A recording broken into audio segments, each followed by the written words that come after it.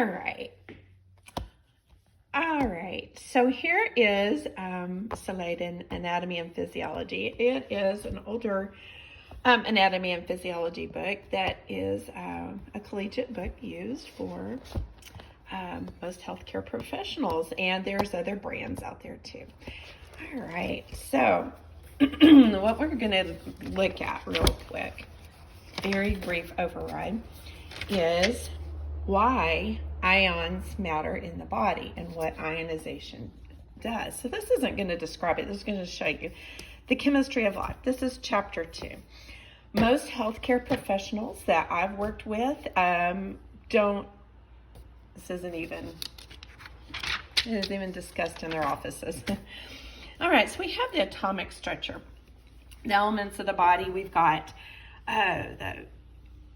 just oxygen, carbon, hydrogen, sulfur, the bigger elements that are traceable in the body. So we got, the atoms and ions and molecules. Now remember, this is chapter 2, page 50, 52 in the body. So we know that the body in balance is what we're going for. So we've got just a description of your energy levels, and these are little electrons, the ions that help you to measure the atomic numbers, the mass and the electron balances. So here we've got over here, you got your hydrogen. This is chemistry. You got your isotopes and all the radioactivity. So we're covering in the very first part of an anatomy and physiology book, a collegiate book for medical and healthcare professionals. We're talking about radioisotopes, ionization, radiation, and the particles, what happens whenever it becomes ionized in your body. So we've got the physical life, biological life, ions, electrolytes, and free radicals. It's beautiful. It's beautiful.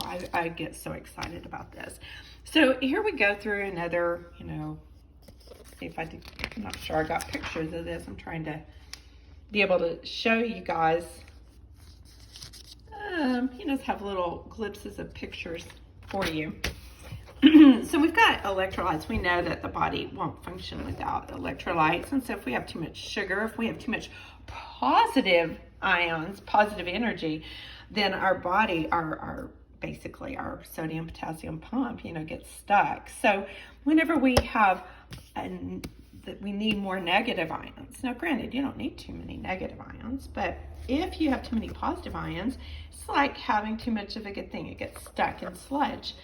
So we've got, the major electrolytes and ions released by dissociation. And anyway, here's some more. Y'all don't want to see all the chemistry, do you? But you can kind of get an idea. So we're going to go back over here. Hang on. I'm trying to film while I'm doing this. All right, so here we've got the cells. So we know that the energy goes in and out of the cells. This is a cell membrane right here, and this is a lipid layer, and these are channels where right here's channels where the ions go in, and the chemicals, like I here see ions. I love it. You get to see the big words, the little words.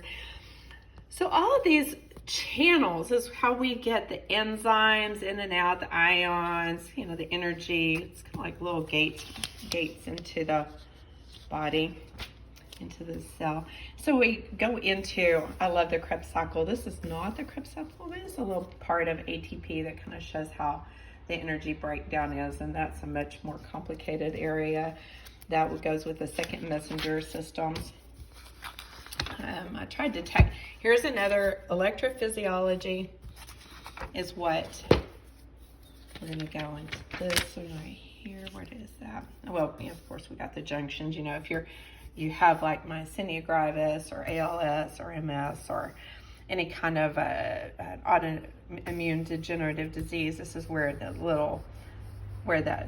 nerve cells happening place, exchanges the energy, the plug-in. These are important with ionization. Okay, this is just little pictures for you to kind of get the idea.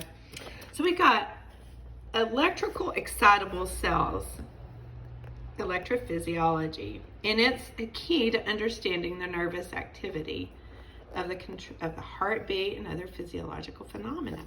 So we got toxins. When we have neuromuscular toxins and paralysis, so we know that toxins will cause your body to be paralyzed.